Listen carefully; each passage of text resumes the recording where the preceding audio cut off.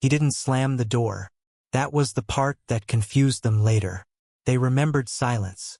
A soft pull. A latch clicking shut like a whisper. No words. No demands. No storming down the hallway. He just left. It was a Tuesday, 7:36 p.m. Ryan knew the exact time because he'd looked at the clock above the kitchen stove as he walked out. There was a sticky note pinned beside it with Nicole's handwriting. Pick up Miles from soccer at 6:30. Don't forget this time, face blowing a kiss.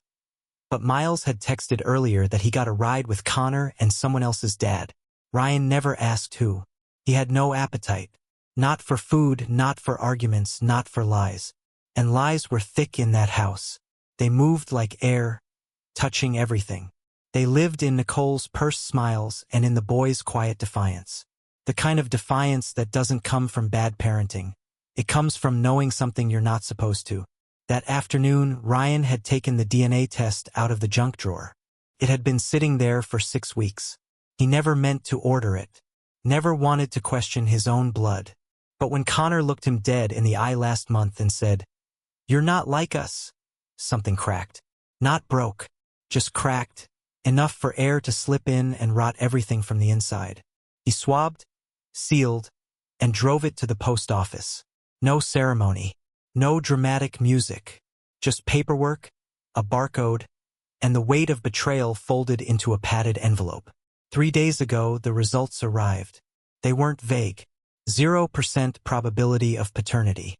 That kind of number doesn't allow room for misinterpretation. It doesn't give you a speech. It just sits there like a loaded gun on a dinner plate. He didn't tell Nicole. Not yet. Not when she came home late with a perfume he didn't buy. Not when she kissed the top of his head absently, like he was a child, not a husband. Not even when Connor started calling him sir in that flat, polite way that made Ryan feel like a guest in his own living room. He waited. And then tonight, Nicole had the audacity to laugh at her phone when he walked in. That giggle, that little snort she only ever made when she was truly, unapologetically happy. But it wasn't meant for him. He saw the name on the screen before she could click it away. Eli, 3 new messages. Eli. He didn't know the name, but he knew exactly who he was. And the boys, God, the boys weren't even surprised when Ryan walked into their room, voice steady, hands shaking, and asked, "Do you want to tell me the truth?" Connor flinched. Miles blinked twice, then looked away. No crying, no confusion, just that awful, quiet acknowledgement. "Mom said you'd leave if you found out," Miles mumbled. 11 years old and already understanding the mechanics of abandonment. So Ryan turned. Didn't pack.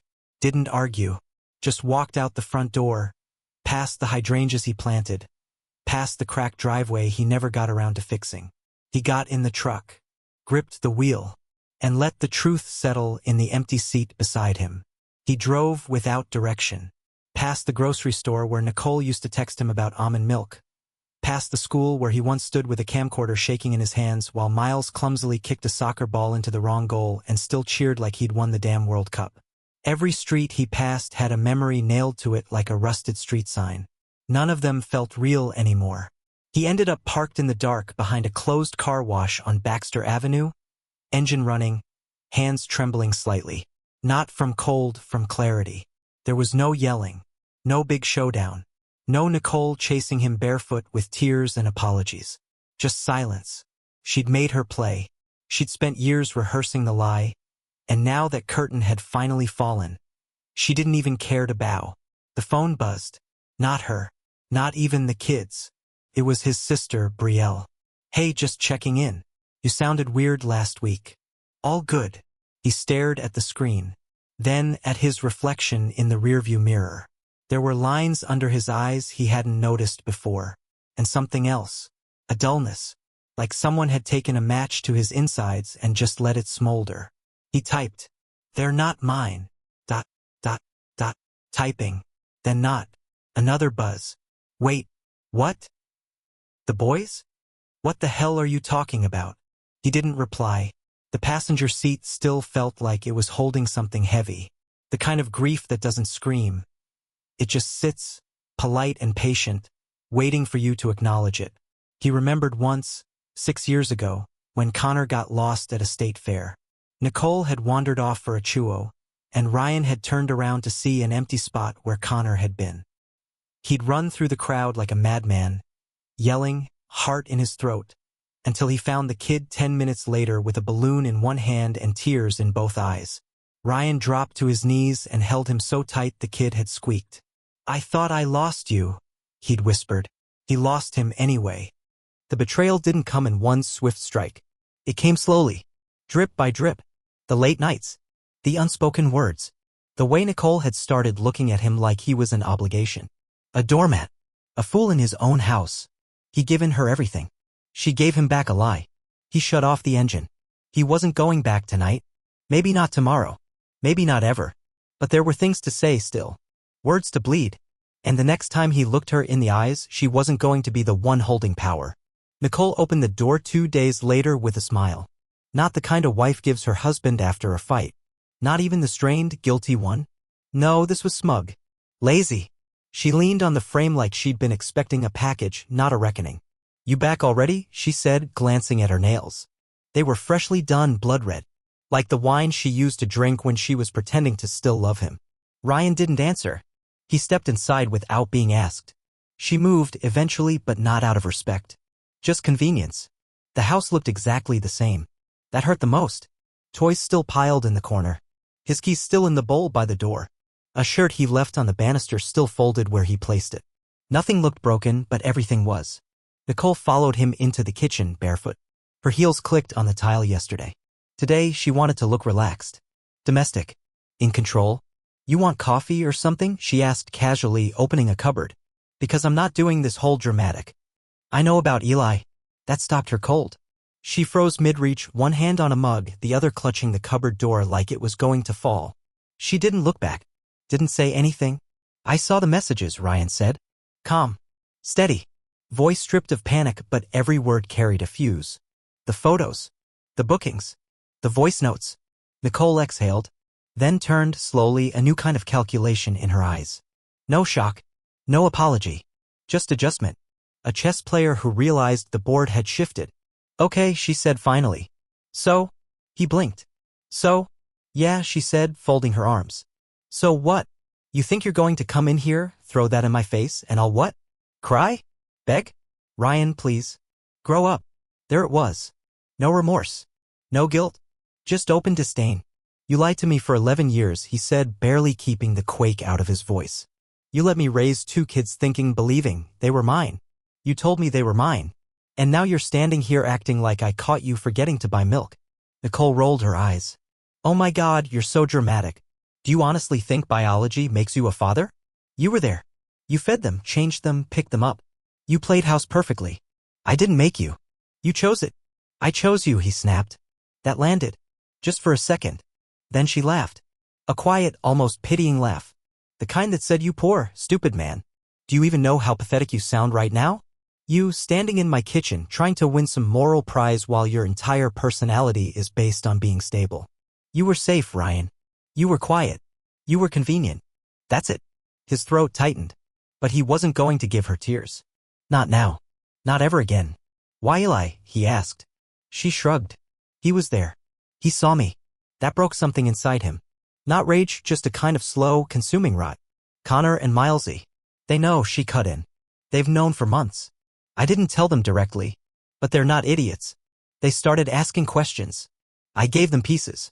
They put it together." He staggered back half a step. "You weaponized them." "I told the truth," she said, smug again.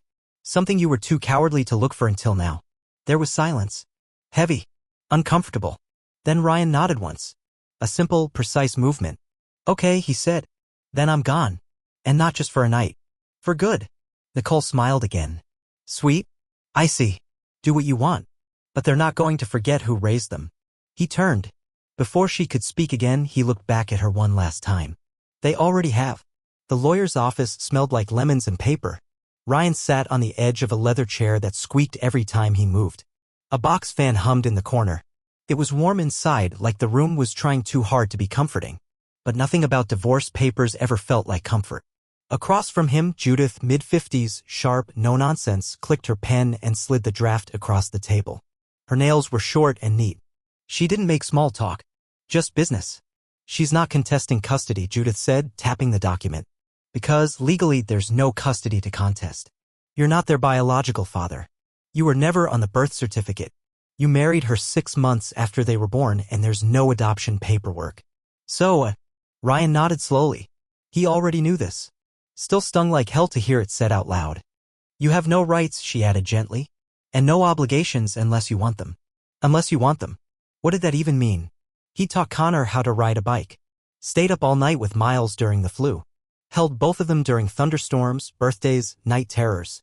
He'd been their dad in every way that mattered except the one that showed up in a lab report. Now the law was offering him an exit ramp. A clean break. A future without alimony, without child support, without so much as a holiday text.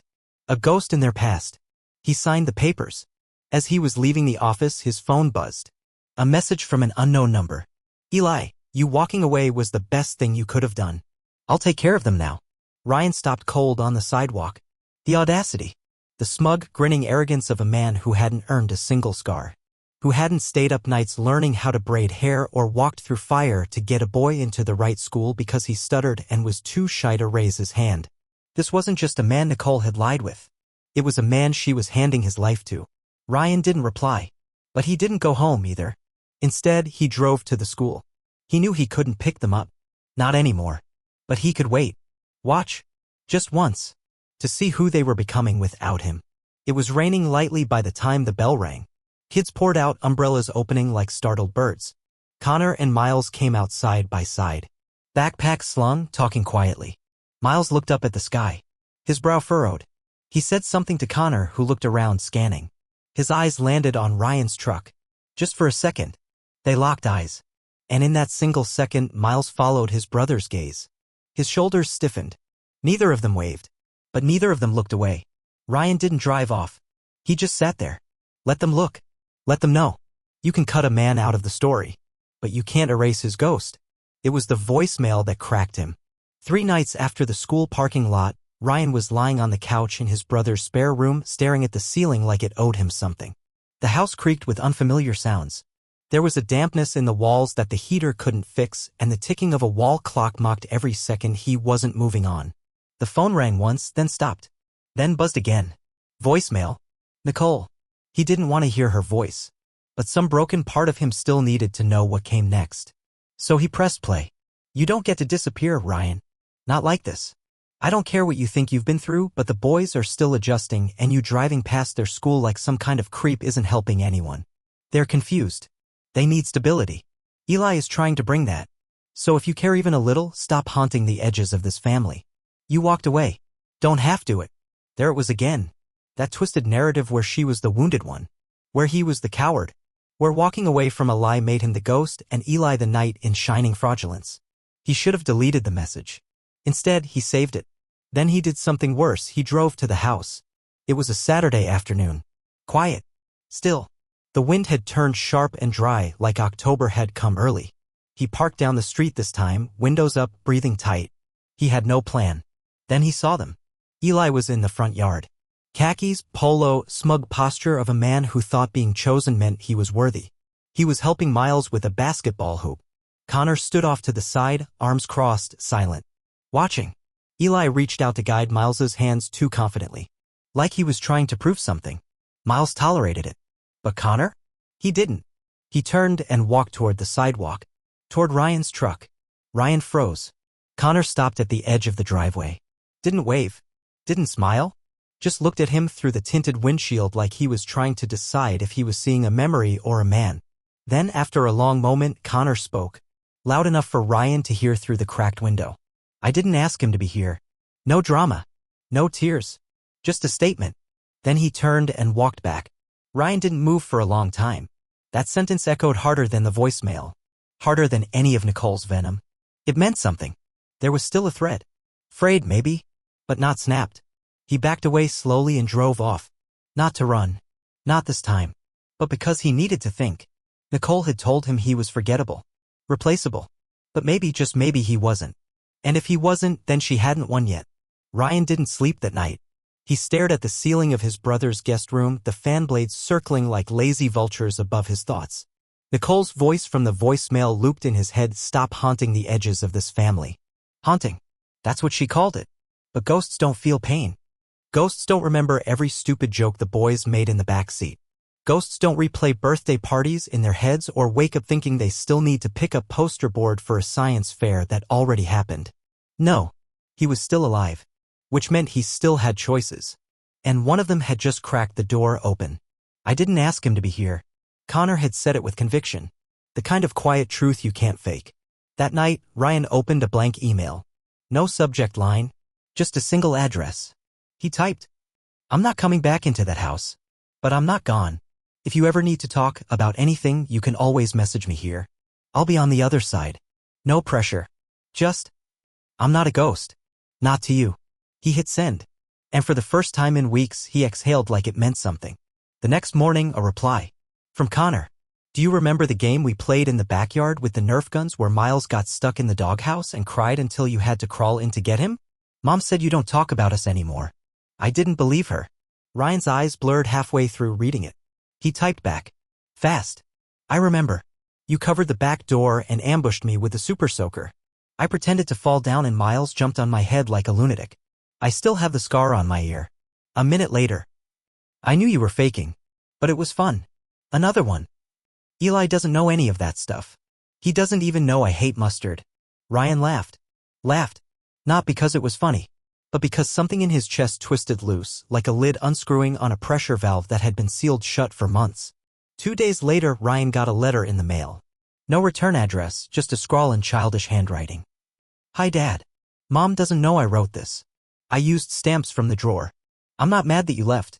I just didn't know why. But I know now. I still like you. You can come to my soccer game if you want. But you don't have to cheer too loud. Love, Miles? Ryan held the letter to his chest like it could stop his heart from collapsing in on itself. He didn't need to go back to the house. He didn't need Nicole's permission. He just needed to show up. Not for her. For them. Ryan sat in his truck again. Same parking lot. Same old field. But this time he wasn't hiding. The air smelled like damp grass and cheap nachos, just like every weekend morning game had for years. He spotted the metal bleachers half full with yawning parents and siblings kicking gravel. The field was alive with bright jerseys and untied laces, kids darting like bees around the ball. Miles was out there, #17, running with that same bouncing stride Ryan remembered from T-ball years ago when the kid had more enthusiasm than coordination. He hadn't told Nicole he was coming. Didn't ask permission. He'd texted Connor an hour earlier. Tell Miles I'm sitting back row, far right. I'll be quiet. Just wanted him to know I came. There was no reply. Not until 5 minutes after kickoff. Ryan's phone buzzed. Connor, he smiled when I told him. He said, make sure he sees my pass. And just like that, Ryan's lungs filled up again. The whistle blew. The ball rolled. Ryan kept his promise, no yelling, no drama, no confrontation. Just watched. Watched as Miles nearly tripped over a defender, then righted himself and sent a clean little pass down the sideline. The kid turned toward the bleachers, scanned, then locked eyes with him. And nodded. One nod. Small. Almost nothing. But it meant everything. Ryan nodded back, throat tight. 10 minutes later, she showed up. Nicole. Sunglasses. Designer coat. Walked like the earth was lucky to carry her. Eli was with her, holding a folding chair like a good little accessory. Nicole's eyes scanned the bleachers, and when she spotted Ryan, she paused for a beat. Her smile vanished. She leaned into Eli. Whispered. He looked up, blinked twice. Then looked away like a man told not to poke a bear. Ryan didn't move. She approached. Steady steps. Controlled face. Fake calm oozing from her pores. She stopped 1 row down from him and said quietly, what do you think you're doing? He didn't look at her. Watching my son. She laughed once, humorless. You don't get to call him that. You signed the papers, remember? I didn't sign away love. Nicole's jaw clenched. This isn't your show, Ryan. You showing up like this, it's confusing for them. No, he said, finally turning toward her. You're confusing. I'm just here. That's more than I can say for the last man you dragged into their lives. Nicole opened her mouth, but Ryan stood. Calm. Tall. A different man than the one who walked out of that house weeks ago. If you want to talk, he said, you can go through my lawyer. If the boys want to talk, they know where to find me. I'm done explaining myself to someone who couldn't tell the truth if it choked her. He walked away. Didn't look back this time. But before he opened the truck door, he heard it. A voice from the field. "Dad, did you see that?"